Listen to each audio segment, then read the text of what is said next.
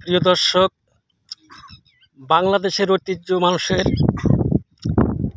এখনো কৃষকের ঘরে অনেক গরু প্রতিপালন করে থাকে।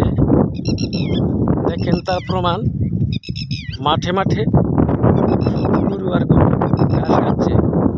প্রকৃতির মুক্ত বাতাস, সবুজ ঘাসের যোগাযোগ খাচ্ছে। গরুগুলা কি সুন্দর করে মাঠের মধ্যে ঘাস খাচ্ছে। বাংলাদেশে এত গরু প্রতিপালন হয়, তারপরেও মাংসের দাম কমে না কেন? মানুষ খায় বিদায়, চাহিদা আছে তার। আর যদি গরু না থাকতো তাহলে হয়তো আমাদের, বা কম থাকতো তাহলে হয়তো আমাদের কপালে মাংস ভাত জুটতো না। এমনি তো মাংস খাই না, অনেক দাম। মাংসের কথা শুনলে গায়ে জ্বর এসে যায়। আমাদের ব্রয়লার আছে না, আমরা শুধু ব্রয়লার খাই। ব্রয়লার, পাঙ্গাস, আলু, দেশের ভবিষ্যৎ, ওরাই দেশ চালাচ্ছে। ব্রয়লার, পাঙ্গাস, আলু, দেখেন খালি গরু আর গরু।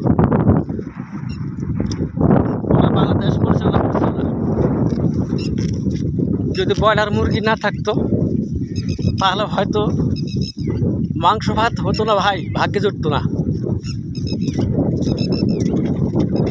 গরিবের জন্য ব্রয়লার, পাঙ্গাস, আর বড় লোক যারা আছে তারা শুধু গরুর মাংস, ইলিশ মাছ, বল মাছ, শিঙ্গি মাগুর কই আমরা পাবো কই?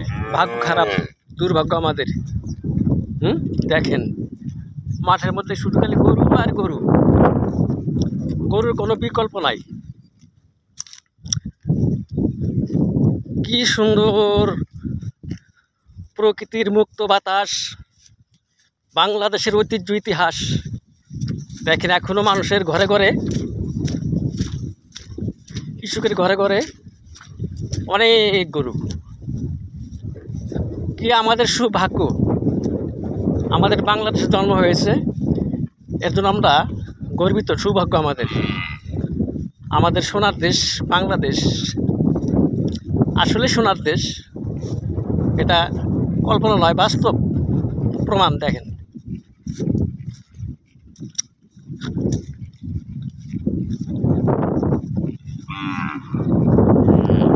শুধু গরু আর গরু, গরু বিনা আর কিছু নাই। গরু আর ঘাস আর মাঠ।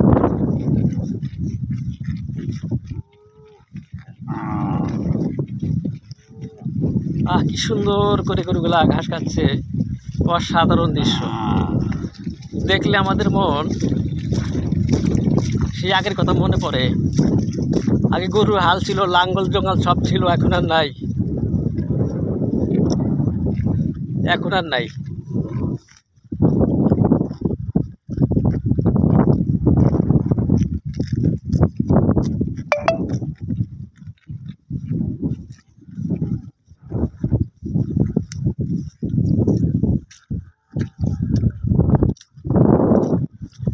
আগের ওই দিনগুলা জানি ফিরে পাবো না,